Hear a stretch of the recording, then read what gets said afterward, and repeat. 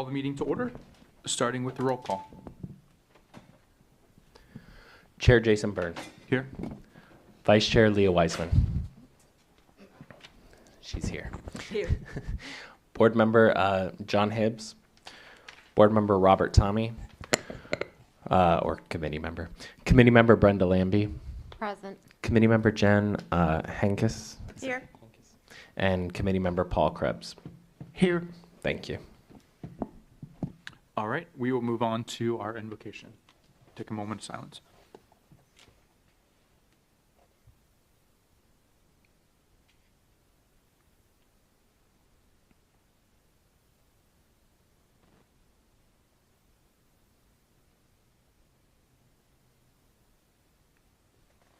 Okay, let's move on to the Pledge of Allegiance. Stand with me, please.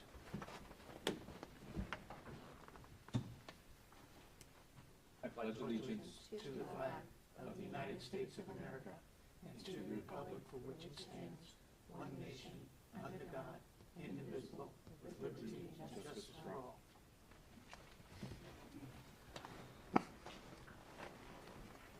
All right, seeing no awards or information agenda, we move on to the first round of public input. Is there any public input? Okay. Seeing none, we'll move on to agenda number 300, the consent agenda, which is the approval of the previous minutes from our last meeting. Are there any changes, questions, comments from the previous minutes?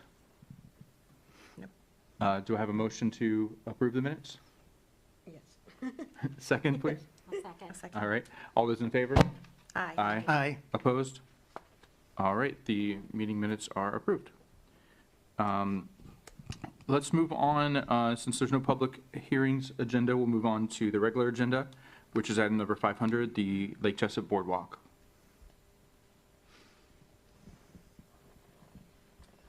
Good evening, Brian Dunnigan, Director of Administrative Services and Operations for the city.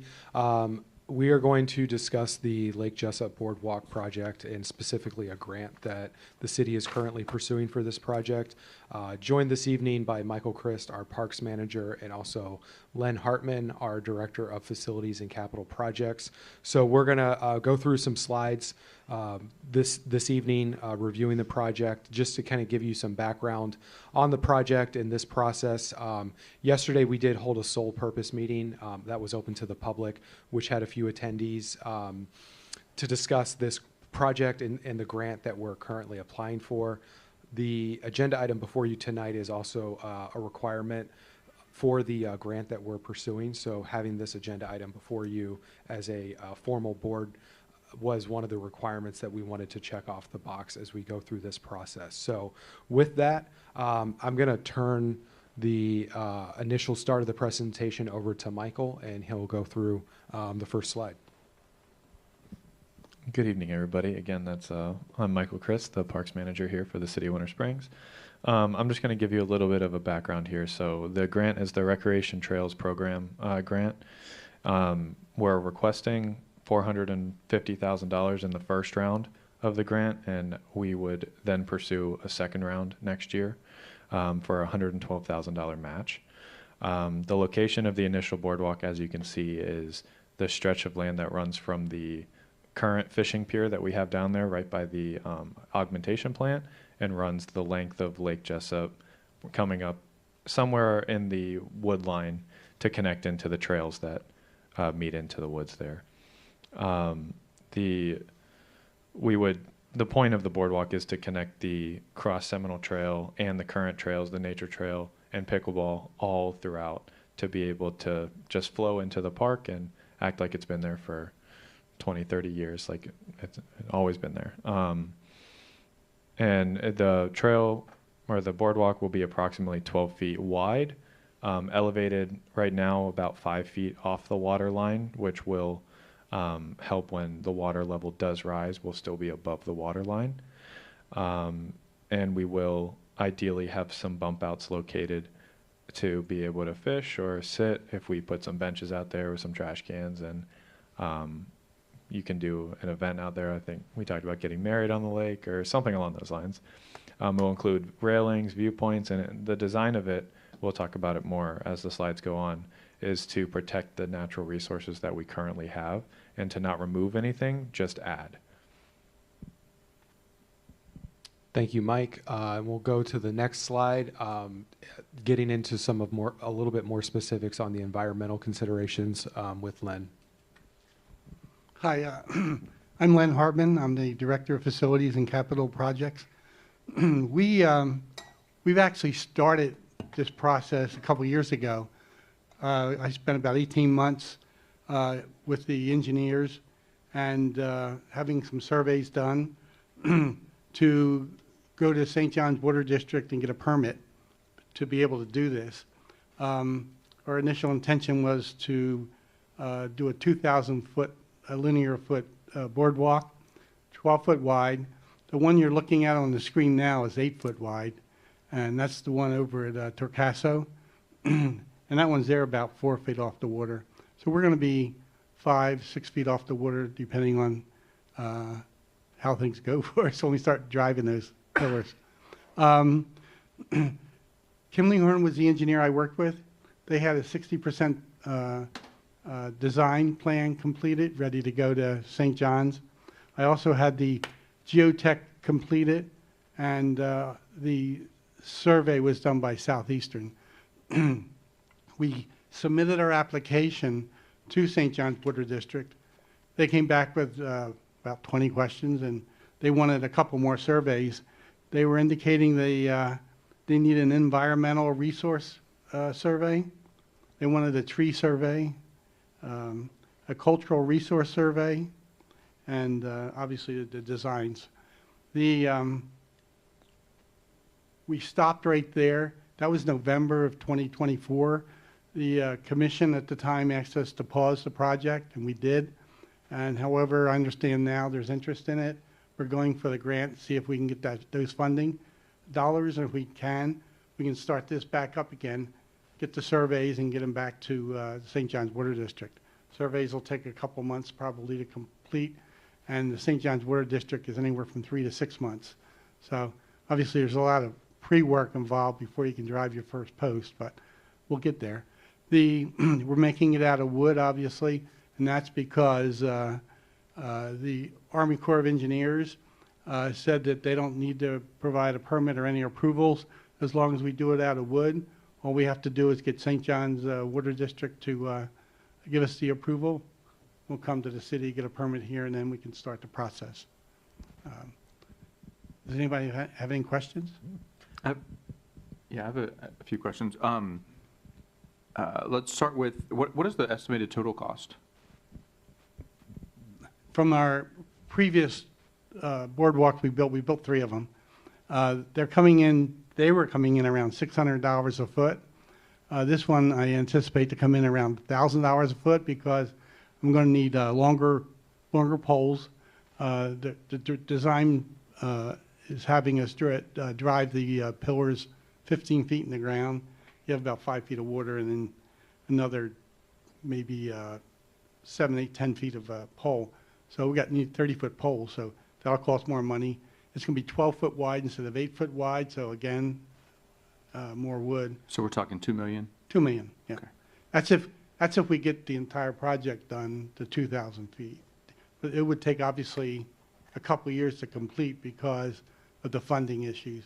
We can probably do 300-400 feet a year. On the map, I didn't see where the termination was. It kind of cut off. Where? Yeah, let me go back a slide. So it's a little hard to see just because of the lights that are on in the room, but the beginning point, if you will, of the boardwalk would be at the end of the pickleball facility down here, and then this area that's shown would be the full 2,000 feet.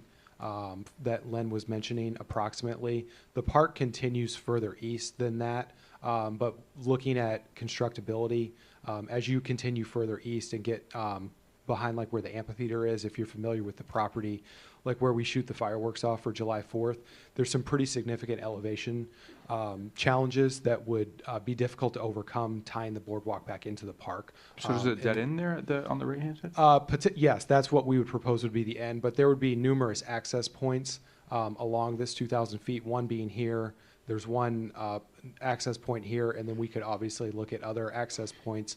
There's a couple areas that people have kind of made their own walking paths, like informal, that could potentially be added as access points as well. But the primary entrance and exit would be this area right here on the far west side of the property, providing direct access to the Cross Seminole Trail, which is further south on this image. As Len was mentioning, the total project cost, obviously this initial ask for the grant would be for like what we would call phase one. And then we would potentially, if there was an appetite to continue the project and add additional feet, we could look at future phasing and future grant opportunities. But this would really just be for the first phase. Beyond the 2,000 feet. No, this would, Oh. I mean, phase one would just potentially get us about 500 feet, Okay. starting at the Okay. south side of the pickleball courts and extending west. And then again, if there's a desire from the community to continue this project, we could potentially go back and look at future RTP grants down the line. There have been several other projects in the area that have done like a phased approach over many years for trail development in parks. So it is an approach that is palatable right now to this program as far as the funding of this grant. I don't know if you're familiar with the trail that was built in the Spring Hammock by the county recently. Is it similar to that boardwalk? I haven't been out there in a few years, so I couldn't speak to that. It's been a few years since I've been out there. And one more question. I think others Sure. have questions. Being that it's made out of wood, what is the projected lifetime, and also considering hurricanes? Yeah, you want to take that one? Well, we've had the one out at Sam Smith for 4 years now, and we really had minimal maintenance on it. So I suspect we'll have pretty good lifetime. I don't have a number to say it's going to last 20 years, but it'll probably last a very long time. And I also wanted to mention that we're not going to remove any of those cypress trees down there. We should just go right on through and out to the lake. Yeah, the project, as far as the actual layout relative to the existing shoreline of Lake Jessup, would be approximately 25 to 50 feet off the existing shoreline. And as Len mentioned, there's no desire on the city's part to touch any of the existing cypress trees along the shoreline of Lake Jessup, or any of the trees for that matter, but most of them are cypress, obviously on the water's edge. Okay, yeah, I was just more concerned about a hurricane, if it's going to come and wipe it out Yeah. next, or big I hurricane, mean, I or- think what you see or with rotting away after 5 years. or Yeah, so whatever. all the material that we've used for these other projects we've done, which we have 3 of them now. The first one we did was at Sam Smith. The second one, which is in the photograph here, is at Torcaso, and then the most recent one is at Trotwood. It's all pressure treated material. We do apply after installation a seal coat to the decking and rails to help prolong the useful life of the wood. We roughly anticipate approximately a $5,000 a year operating and maintenance cost for this amenity. That's just for regular maintenance, wear and tear, replacing any, damaged boards, handrails, things like that. So there would be an operational cost to this amenity if it were to come to fruition. Does the operational cost also consider, like, if there's garbage cans or having?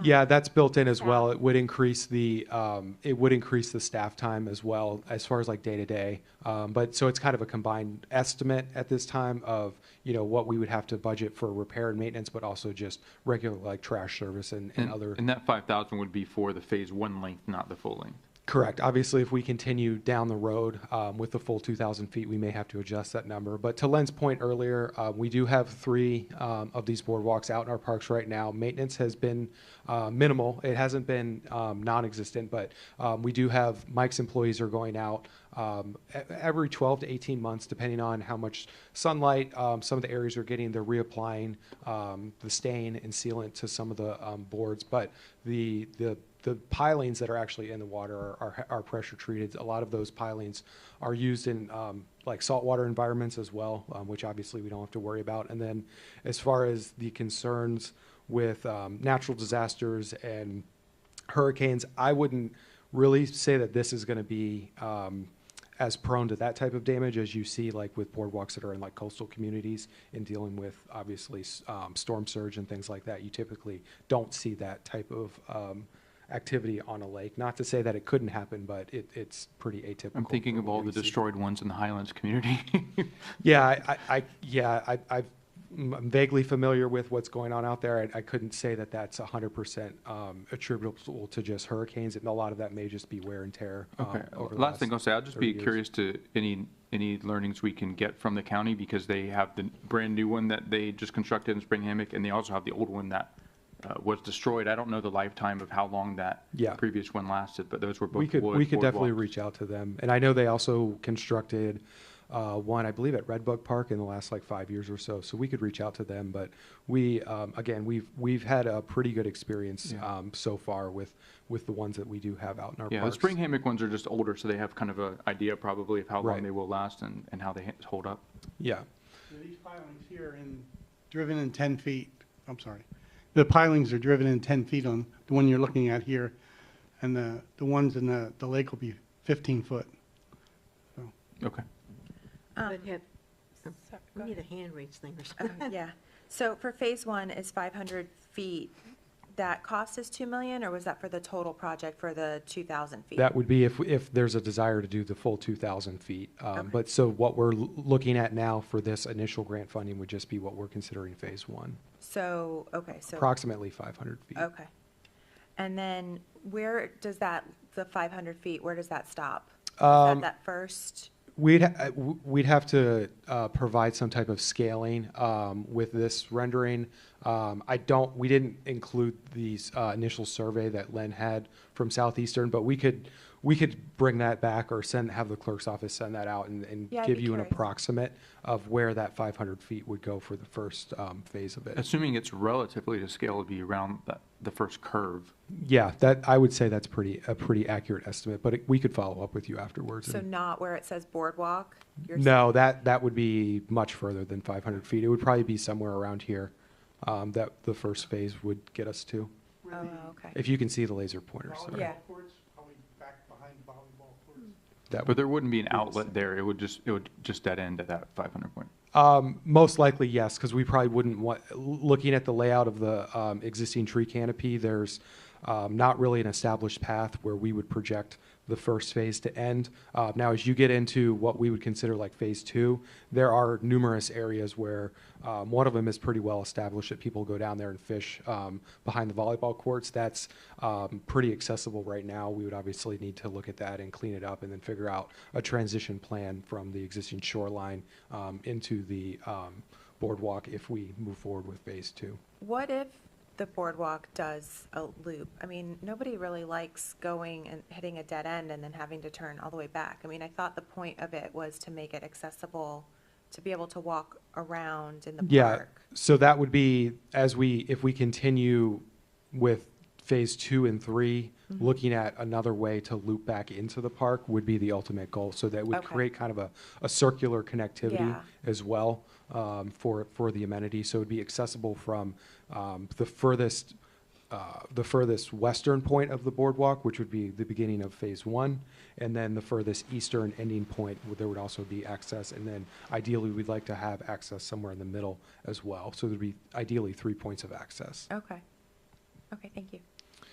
I know we're kind of skipping around, but I think this thing may have died. Christian, Leah, did you have can a you question? go to Yeah, me too. Christian? Oh, here we go. We did have a slide just on project benefits. So we've talked about enhanced public access to Lake Jessup. Obviously, the current accessibility to Lake Jessup at Central Winds is somewhat limited. There's really only 2 areas that provide direct public access to the lake on our side of the lake. There are other recreational access points on the other side of Lake Jessup through some facilities that Seminole County manages, but there's really not a lot as far as public access through like a park on the south side of Lake Jessup. Where Winter Springs is located. Also looking at recreational educational opportunities, we have seen an increase in the desire to have more natural resources based programming in our parks. Our fishing event that we've been doing for about the last 8 years at Central Winds. It sells out in literally like 2 minutes. I mean, we open it on Monday morning at 8 a.m. and it's completely sold out both weekends. So there is a high demand for that in our community. We've also recently started a fishing program with a nonprofit who's doing some fishing education out at Trotwood Park. So there does seem to be a desire in the community for that type of what I call natural resource-based programming.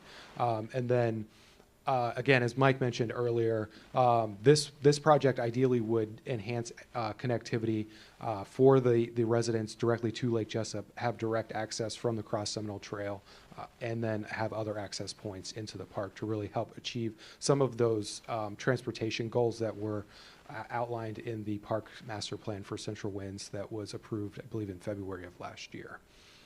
I've got, I think, one more slide. I know that's kind of hard to see. As far as next steps, as for the Recreation Trail Program grant, so all of the requirements that we are being asked to turn in right now, we do have a grant writer under contract with the city who's helping with this process. Those are all due by the end of May of this year. And then Len talked about some of the design and permitting milestones. And then obviously construction scheduling would be pending permitting and obviously funding approval. So I think it's also important to keep in mind that this grant is a reimbursement grant. So as Mike mentioned in the beginning, the ask that we're going to ask the RTP grant for, those expenses would have to be expensed out initially by the city, and then we would apply for reimbursement after the fact. Obviously, we would not, given the direction of the commission, we would not proceed with the project if we didn't have the grant funding, in hand with a grant agreement. So, but there is, the city does have to front those costs and then apply for reimbursement after the fact. There is a time frame from the time you receive the grant until when the project needs to be completed. I believe that's 24 months right now is that stipulation in the RTP grant. So we feel pretty confident that we'll be able to meet that if, we are awarded the grant and move forward with a grant agreement. So is this a state grant, federal grant? This is actually a federal grant, but is administered at the state level through the Florida Department of Environmental Protection. So yeah, these are technically federal dollars that are administered through DEP at the state level. Did you say, I'm not sure if you already said, is there a gazebo at all, like on the 2,000-foot stretch once it's built? No, nothing, no gazebo in the sense that there wouldn't be like any vertical construction. Yeah. More what we're thinking about is identifying some potential areas where we'd have like some bump Like a outs bump where out, you would okay. have like the standard 12-foot design throughout the whole course of the project, and then find a couple areas that make sense to have some wider areas where people could gather. You could have, like Mike mentioned, if someone wanted to do like a really small wedding ceremony down there, they could do that. Or if people, put some benches out there and people could just go out there and gather. But Yeah. there's no plan as far as like any vertical Because I'm construction. thinking about from the educational setting, just because that was mentioned as one of the benefits. It's Right. like, there's a lot of schools, public, private, that Right. could, potentially use that if they want to go down there for a lunch or something like that. Yeah, So, absolutely. Okay. Leah? Yeah, thank you. I keep trying. I always keep saying, tell us what's coming up, and I never get told we're told nothing was doing. But this has been doing for a while, I didn't know that. But the things is, can we budget another extra $5,000 a year because I find a lot of our stuff is not maintained because there's no money, but they build it because they get a grant. That would be one worry. The second is, have you considered parking? Right now, there's, by the dock, one paved parking spot for handicap, period. And if we don't have any, and then all the other paths, you're gonna have to walk through that first, and those paths aren't ADA compliant yet. So I just didn't know if you thought about that. And like we talked yesterday, the ramps, you may need to add more material than just wood because you need traction. So there's different things like that. And I would gladly do the homework for you or the, research, but I need to know ahead of time for meetings because we have another 2 months and I don't know, you said you already had 60% of the plans done. I'm like, well, once you build it, I've been told pretty much no on almost anything I asked for, except for this recent time when I asked about the parking and, curb cuts. So When is the projected start if things go? It's hard to say right now because we don't have a clear indication of when the grant award would be awarded to the city. We've heard some preliminary dates of potentially as early as this fall, but we haven't heard a confirmed date yet from when they would start awarding grants. So for fall this. at earliest. Yes, sir. Okay. Yeah, but the plans are done a lot earlier than that. Well, We wouldn't even. yeah, the plans are on pause right now, as Len mentioned, so that was at the direction of the commission in the fall of 2024. So there's absolutely no continuation of plans or design that's going to happen until we know that these grant funds are secured. So we're kind of in a holding pattern right now from a planning perspective. Everything that Len mentioned is all work that was done almost a year, coming up on 2 years. So there hasn't really been any recent traction. There was some direction from the commission about 60 days ago to pursue this grant, and that was obviously what was the catalyst for us to get going on applying for this grant and Okay, having these When did the conversations. commission do that? It was sometime February, March. Does that sound about right? Yeah. Oh, I'm not gonna, because I guess I missed one, because I never heard it. So what I'm trying to say is for people to have access that have to use a walker or a wheelchair or something, you have one spot for everybody. Because that hill, when they put the pickleball up high, there's no way. I used to walk it down and back, and it would be fine, it was level. There's no way someone in a wheelchair could get back. One direction would be horribly hard to do, but there's only one spot to park. And until the walkways, even if you went all the way to another path, those paths aren't ready for it. So I just wanted, when I'm always told everything's ADA compliant, but you forget, you gotta get to the place first. And that's why we added all those sidewalks, because it's great to have the handicap spot totally ADA compliant, but once you leave that spot, you can't get anywhere. Yeah, so a couple things I'll just bring to the board's attention. So this is out at Trotwood. This is the most recent project that we did. You can see this is actually a concrete sidewalk that was put in with this boardwalk. So it did facilitate a transition because there was a little bit of an elevation difference that we had to overcome going from the existing grade of the park to create a compliant transition into the boardwalk.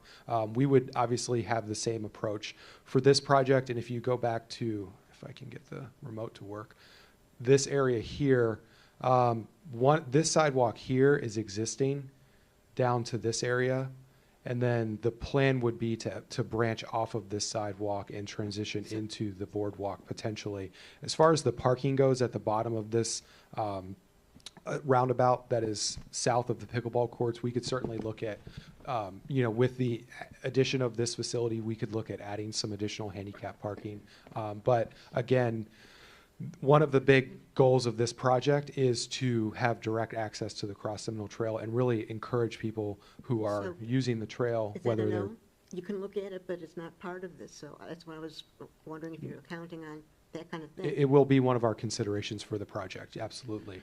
But again, the Cross Seminole Trail direct connectivity is one of the benefits that we'd like to be able to promote, so people that are potentially out walking or they want to ride their bikes and go up and enjoy the boardwalk, we have that connectivity directly to the trail.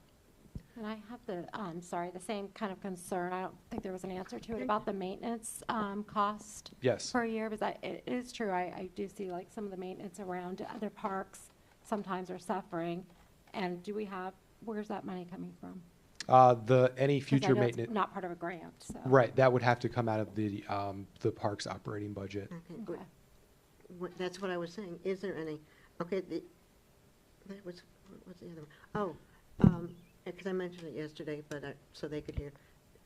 I would hope that you would be able to take at least one of the trails and make it, accessible also, especially if it ends up going to that, and then you can go back that way, because those trails are pretty rough in some places. So it's more than just, I guess what I'm saying, it's more than just the wood. You're saying the sidewalks leading to the boardwalk? Well, no, there's no sidewalks going to the boardwalk well, maybe how far back you're talking about. There's a lot of places in that area that unless you can walk up a steep hill, you can't really do it.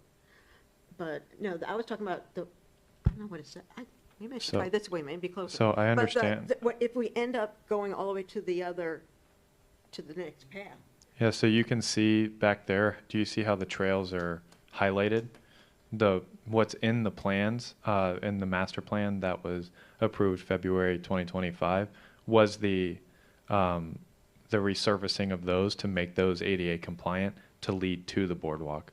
So yes, the plan we're talking about and the RTP grant is just for the boardwalk, but there's all these other projects that are planned for Central Winds Park as a part of this boardwalk project that are separate from this grant. Yeah, but the boardwalk wasn't actually in those plans, so I'm a little lost. It was in the plans. Yeah. This is directly from the The plans right boardwalk's been here. in the original master plan. Yeah. But people that did it kept on saying that they weren't part of the decision on that, or asked questions about, I don't know, okay? But still, I'm just saying is, it's more than just something that's in a grant, and I always worry you expand more than you can afford. Meaning you get something for free doesn't mean it's free for life. You know, you have to replace things. So for the next future phases, are we looking at getting additional grants to continue on this project? Potentially, yeah, it would be, depending on the direction of the commission, the will of the commission, if that's something that they'd like us to continue pursuing for future phases, we'll certainly look into it and see what alternative funding sources may be available to the city. Do they do that? Like if we get awarded this initial grant, will they give us more grants? Or are we being greedy? No, I wouldn't Do they say you're like to being. spread it out? I wouldn't necessarily say you're being greedy. I will say that there is precedent in the past of other projects in the region that have received funding through RTP trail grant programs that have been a phased approach. Now, whether those funds are available to trickle down from the federal level through the state and down to the municipalities, that's a completely different conversation, obviously. But it is not, at least looking at the information that I've reviewed, it is not unheard of. So as of right now, I would still consider that to be on the table. Okay. In line with the fellow question, first of all, super excited. I think this is a beautiful, would be a great addition to the city, so I don't want to take away from that. Congratulations. I think our concern is just making sure that how long this will last and do we have the budget to maintain it? Because if this thing just is garbage in 10 years, then why did we build it, right? So I think that's our concern, making sure that it is funded. And again, I want to point you back to the county, who has a lot of experience building these kind of boardwalks and this kind of, even on Lake Jessup in the case of the Spring Hammock case. So I just want to make sure we have lessons learned from them of what their actual cost of maintenance is and what their actual lifetime is, so we fully know what we're getting ourselves into and how long we expect it to last. Understood. And was there a cap on the initial grant?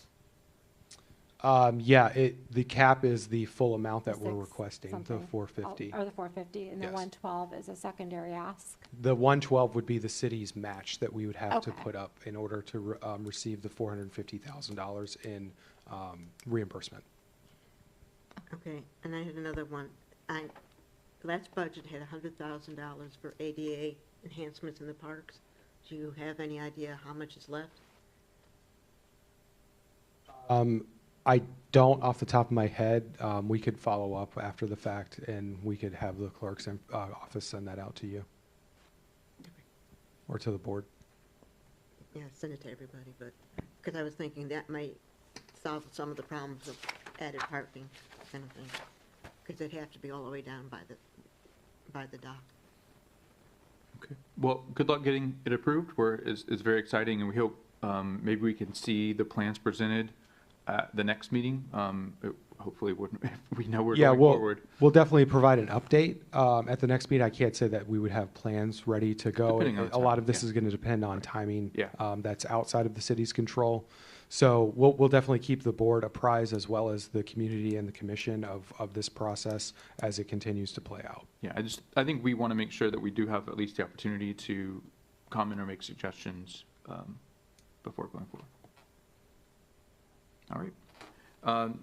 Any other comments? Should we move on? Okay. Let's move on to item 501, which is our parks update.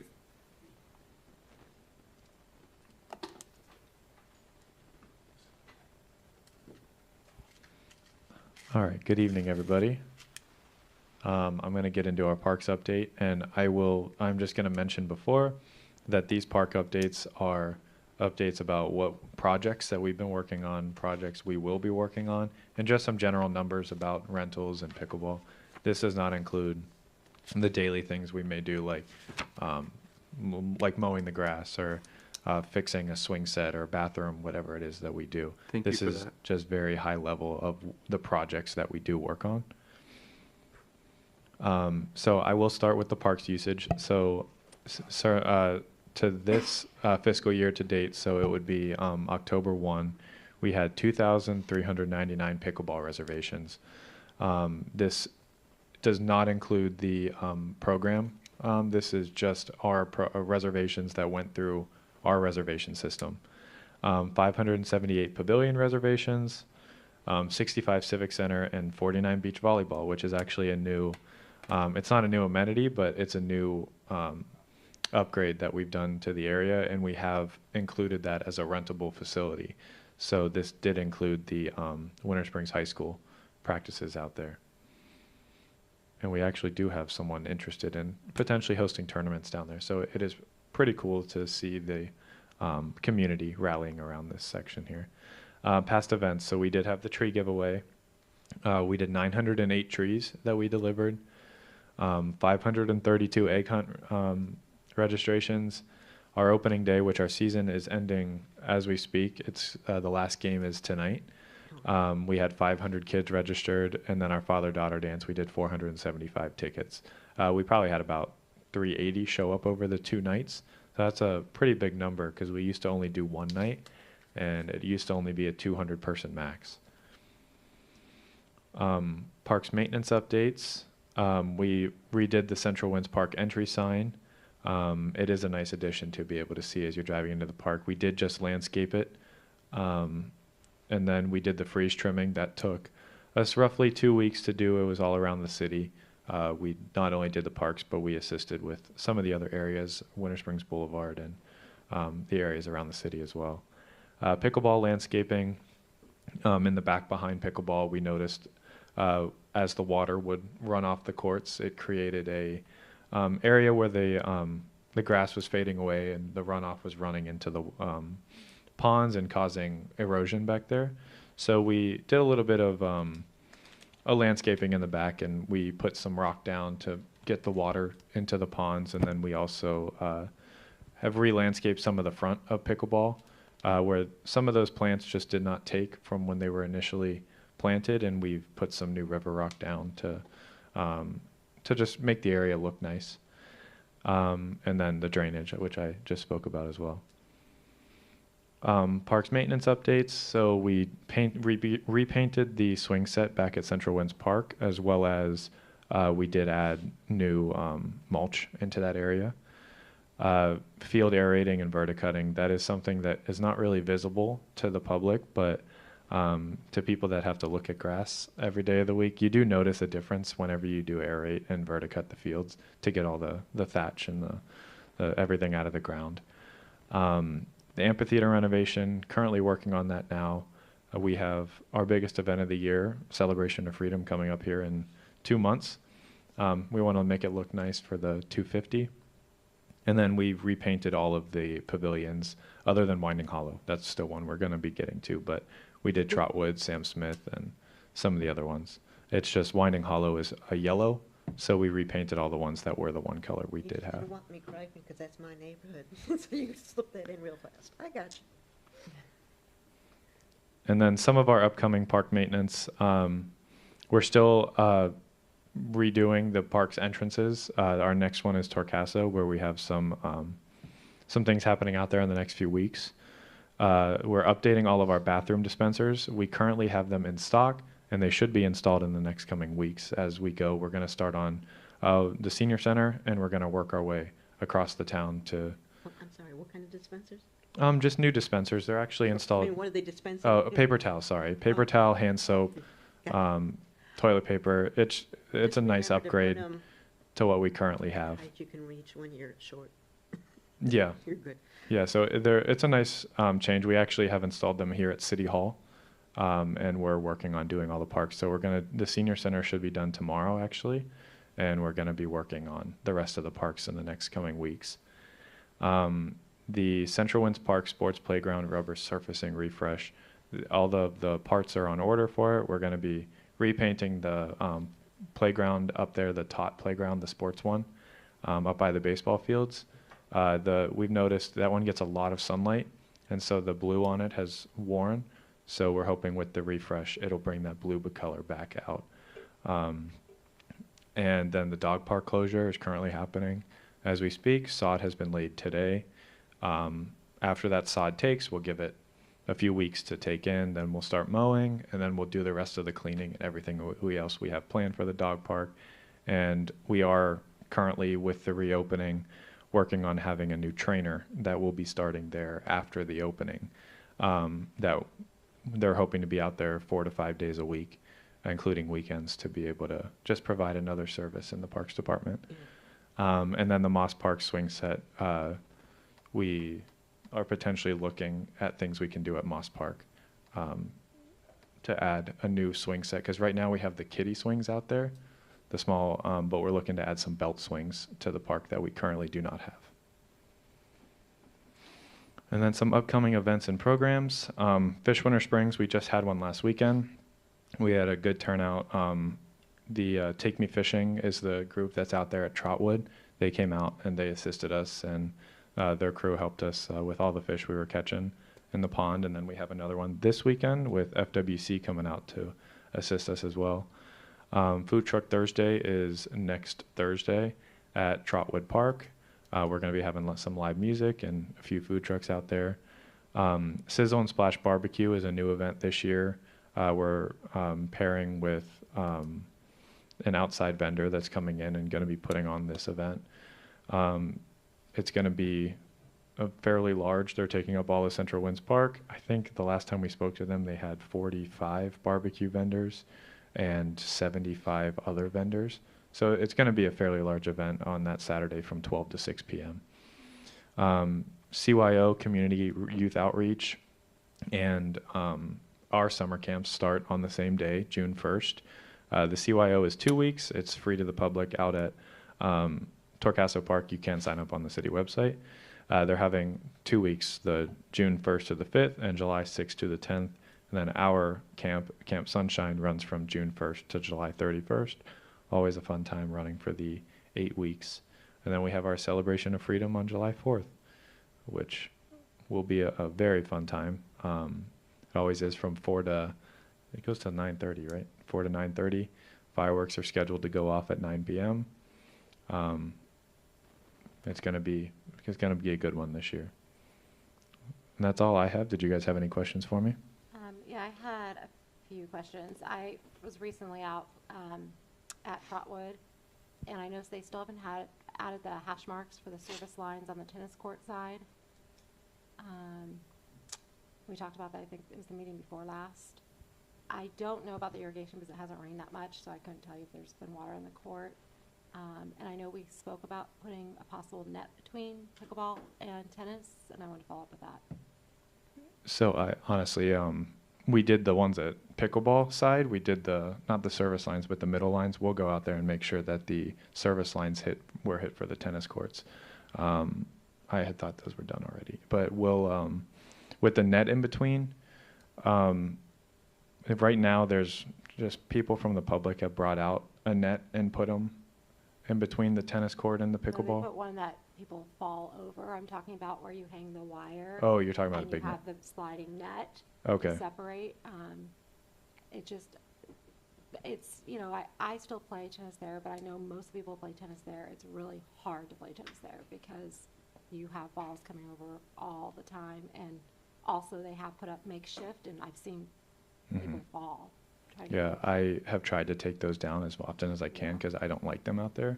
But budget-wise, we'll look into something for out there. And then with the water, I haven't noticed because it hasn't been raining, so I'll probably get a better read by the next time we meet. yeah, we haven't had any issues with the water, but we'll definitely check into it to make sure. I haven't heard any complaints since there was actually a resident and went out there and showed us the issues that we were having, and there's blockers now that's stopping the water from hitting the courts. So And I can look into the net price between now and next time, just to get maybe some ideas. Yeah, we'll look into it as well and Okay. keep you guys informed. Okay, I know Redbug has them, that's through the city, so that might be a good ask for them. I have a question. You said that you're renting out the beach volleyball now? How much is that? I'm just curious. I've been We on the we website. followed our fee schedule that we have, and we're following a standard field rental rate for Central Winds Park, which is on regular during the week. It's $15 and $20 per hour for a resident, and then weekends the price does go up. It's cheaper than Redbug. Yeah, and we've had a few people interested. One person wanted to do a small tournament out there, I think 10 teams. And then if you rent the pavilion as well, you have the pavilion with the volleyball courts behind it. It's very well placed. If we add a third volleyball court, we could actually have big tournaments, and Winter Springs can actually have their games there. But having two, most of the schools and the other parks that we play in have 3 or more because of the way that the tournaments or the games are played. Yeah, we'd love to talk to the school board about helping with some of that funding if they want to contribute. Absolutely. I mean, it's sand. But I know that the school has really appreciated being able to practice there and not have to pay for the courts at Redbug. So it's been good. Half the school's team is freshmen, so they don't drive. Or they can walk over. There might be some parents whose kids play volleyball, and maybe they want to help. I mean, I would. contribute. I would definitely donate. You never know. Okay, any other questions? Good. I know that, well, now I have to think about which, I guess when I was reading your slides that you sent us, and I forgot which one it was. I don't know if it was Trotwood or I think it was Trotwood, they said they added sidewalks or something. I was wondering where, I haven't been out there, but, because I knew I recommended stuff from the Central Winds and Trotwood, I'm sorry, what is it called? I never get the other one, Tacasso? Torcaso Park. Thank you. I gotta find a way to remember how to say it. I just was wondering where there it had. You had sidewalks there also? Yes, so we did add sidewalks at Trotwood. Well, I know about Trotwood. Yeah, that's I recommend. Torcaso, we added them at, the small pavilion that we have that has 2 picnic tables underneath. We added one to go into there, and we also, from the current handicap spots we have in the parking lot, we connected the parking lot to the sidewalk as well. I may have to go over the division there.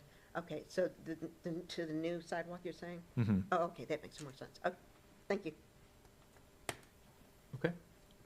Thank you very much. We will move on to our next round of public input, which I'm guessing there is none, Since we don't have a public. Unless we have since there is no invisible- public here. I was gonna say, unless we have Uh, invisible people. And with that, we will adjourn the meeting. Thank you very much. Thank you. I mean, I do have an idea because, Seminole High School charges for the games. That we